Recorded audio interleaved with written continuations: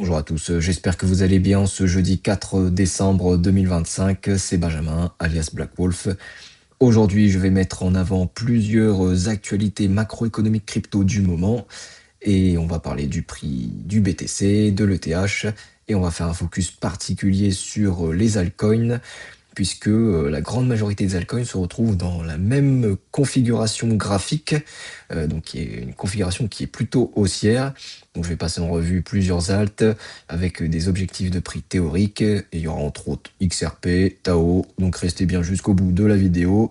Et là, le marché qui est en petit rebond là, de quasiment 1% sur le top 100. Et on commence tout de suite par les news. Donc là, ça va être un petit rappel par rapport à ce que j'ai pu dire hier sur la mise à jour Fusaka qui est officiellement activée depuis ce 3 décembre sur Ethereum. Et ça combine les modifications du consensus anciennement Fulu et de l'exécution anciennement Osaka.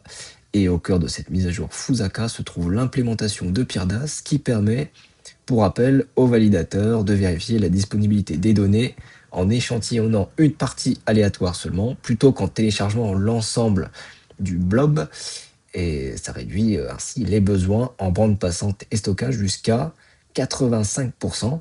Et grâce à cette mise à jour, la capacité de données pour les rollups, donc de Layer 2, ça augmente fortement.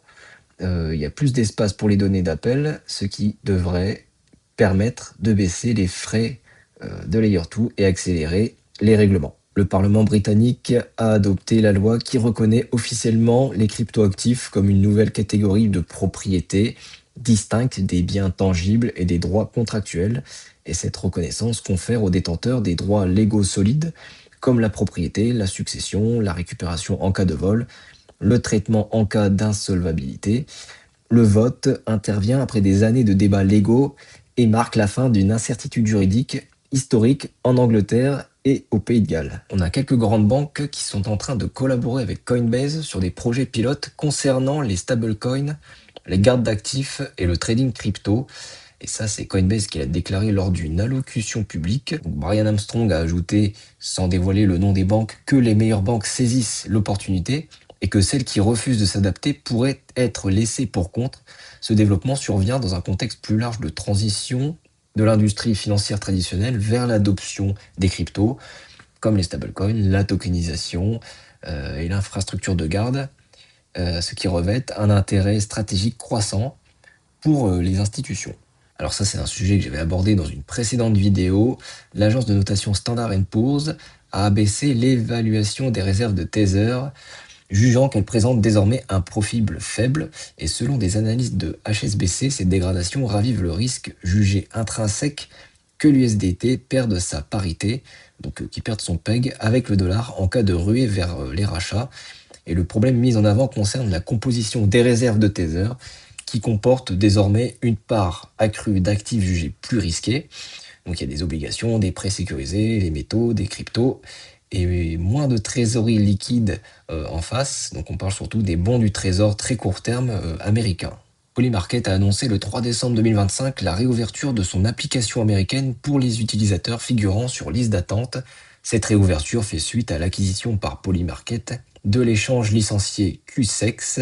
Alors ça s'écrit QCEX pour 112 millions de dollars et à l'obtention d'une autorisation de la régulation américaine, donc la CFTC. Donc ça, c'était le 23 novembre. Et pour le lancement, Polymarket se concentre d'abord sur les marchés de paris sportifs, avec l'idée d'étendre par la suite les contrats d'événements à d'autres thèmes.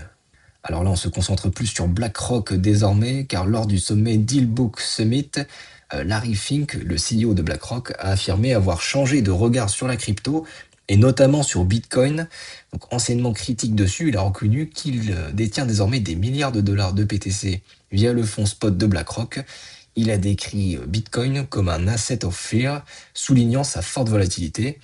Et il rappelle que pour un investisseur de trading, le timing de marché est crucial et que beaucoup n'ont pas la bonne expertise pour en tirer avantage.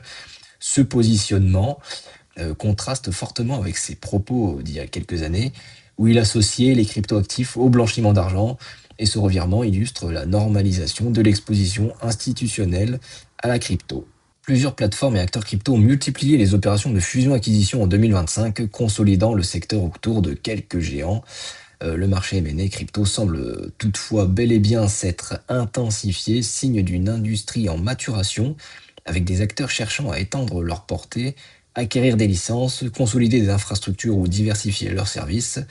Et en l'absence de sources publiques confirmant le chiffre de 8,6 milliards, eh ben, il est possible que ce total provienne d'une estimation interne ou d'un communiqué non diffusé largement, ce qui implique qu'il faut le prendre avec prudence. Alors maintenant, on va faire le focus sur le prix du BTC, de l'ETH et ensuite des altcoins. Et ben, on va commencer par le BTC. Bon, bah, ça n'a pas beaucoup bougé depuis hier. Comme je l'avais annoncé dans la vidéo, et ben, on était dans une configuration en W. Et puis là, on est en train de stabiliser là, sur les prix des 93 000 dollars là actuellement. Donc si on réussit à breaker, comme je vous l'avais dit, avec des volumes, et ben, on se retrouverait avec un objectif théorique de prix vers c'était les 104 000 dollars de ce que j'avais dit hier. Donc là, pour l'instant, on est toujours en phase d'attente et de consolidation sur BTC, donc j'ai pas grand-chose à dire de plus dessus. Et sur l'Ether, c'est un tout petit peu la même chose, même si j'ai l'impression que c'est quand même en avance sur ce que j'avais dit, parce on avait notre résistance qui est ici, puis même, j'ai envie de dire, on a déjà commencé un petit peu à breaker. Donc là, le cours qui a commencé à faire sa montée là, en fin de journée hier, et là, on est quasiment sur les 3200 dollars, et l'objectif de prix, c'était vers les 3400 de mémoire. Je vais refaire l'exercice rapidement. On prend la profondeur de figure, vous la remettez à la sortie, et puis on arrive ouais, sur les niveaux qui sont à peu près les 3400, les 3500, c'est ce que j'avais dit hier. Donc là, on est en train de suivre le bon bout. Après, c'est pas impossible qu'il y ait un petit pullback juste avant. Donc, on ait ici un retour sur les 3000, les 3100, et puis que ça remonte. Donc là, pour l'instant, c'est déjà parti sur l'Ether. Et cette configuration, on la retrouve sur les altcoins aussi, cette formation en W.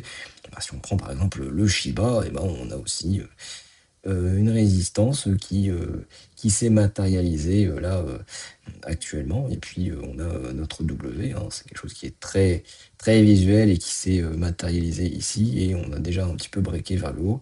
Et si je dois donner un objectif théorique de prix sur le Shiba, et ben, on serait sur des niveaux de prix que je vais donner tout de suite. On prend la profondeur de figure. Et si on se reporte à la sortie qu'on a déjà commencé à faire, et ben on serait sur les niveaux, on va dire des 1028. Je vais pas dire tous les zéros, mais bon, on reviendrait sur les anciens plus hauts qu'on a eu là actuellement. Donc bah, on a déjà une résistance qui est ici sur ces niveaux des 1000, des 1050.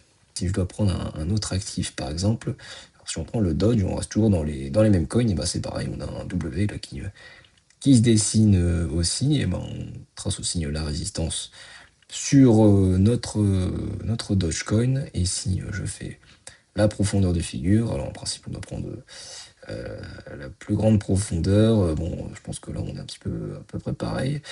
Et si je rapporte cela à une sortie théorique qui serait par là, et ben on serait environ sur les 0,17, 0,17, 0,18. Et là actuellement on est à 0,15, donc on reviendrait sur les plus hauts qu'on avait ici du 13 novembre précédemment. Donc voilà, à voir pour breaker, mais ça fait aussi une configuration identique en W sur le Doge par exemple. Si je prends un autre actif encore, par exemple le Link, alors lui par exemple il est en avance de phase sur les alts parce qu'il a déjà commencé à breaker par le haut. Et ben on avait aussi notre résistance qui était là, on a le W qui s'est dessiné. Et puis si je prends la profondeur de figure qui est ici, hop, on le met à la sortie. Et on se retrouve normalement avec un objectif vers les 15,60. Donc là, on n'est déjà pas très loin de l'objectif, donc ce serait pas impossible que l'on ait un pullback sur la résistance par la suite, parce que en général, le cours s'arrête avant l'objectif, et puis ici, on pourra avoir le pullback qui revient et qui repart. Mais là, c'est une configuration qui est plutôt haussière, et le Link, pour rappel, bon, bah, c'est le leader des oracles sur les cryptos, et c'est le leader du marché. C'est un incontournable, donc j'en ai parlé dans une vidéo sur le top 3 crypto des cryptos sous-évalués. Donc je vous invite à la regarder si vous voulez en savoir plus sur le projet. Alors, si je prends Solana aussi, et ben on est aussi dans la même configuration. On a un W qui se dessine à ce niveau-là aussi. Donc là, on est vraiment sur une configuration qui se latéralise. Et si je prends la profondeur de figure, et ben on arrive ici. En plus, j'avais dessiné déjà la résistance en bleu. Donc, j'avais un peu mis à jour, que j'ai abaissé parce que le cours avait pas mal évolué, mais là on a rebondi 2 fois, donc là ça commence à être solide. Et là, les objectifs de prix, ce serait vers les 164 $, et on est à 143 actuellement. Donc voilà, à voir assez rapidement ces prochains jours, si ça se concrétise et si ça continue à monter, ben, on irait facilement vers les 160 $ sur le Solana. Si je prends le Tao, et ben c'est aussi pareil, hein, toujours notre petit W qui se dessine, hein, c'est toujours le même exercice, quelque chose qui est visuel, et puis là on est vraiment pas loin de breaker aussi à la hausse cette montée. Et si je prends la profondeur de figure comme cela, et ben on reviendrait sur des objectifs de prix vers les 375, 376 $. Donc voilà, bon, sachant qu'il y a la grosse résistance en jaune, donc on reviendrait d'abord à s'appuyer sur les 330 $. Donc là, c'était la grosse figure qui date depuis un petit moment. Donc voilà, il faut bien regarder tout ça. Mais on a aussi une configuration à court terme sur un W. Et si je dois en finir par un, et ben ce serait bon, l'XRP. Je vous l'avais annoncé. Donc l'XRP qui est aussi sur un W. Donc on refait la même chose. On remet ici notre résistance comme cela. On prend la profondeur de figure. On le met à la sortie. Et on arrive sur un prix théorique qui est à 3,70. Donc ce serait le précédent plus haut qu'on a eu vers la fin octobre. Donc sachant qu'on est à 2,15, donc ça peut être un bon move à faire éventuellement, mais ça reste que théorique. Donc voilà, je vous invite à regarder sur les alts que vous suivez pour faire le même exercice et avoir un petit objectif de prix sur les prochains jours et jouer éventuellement les moves. J'espère que le contenu vous a plu. Abonnez-vous et faites péter les likes pour encourager mon travail. C'était Benjamin, alias Black Wolf. Très bonne journée. Ciao, bye.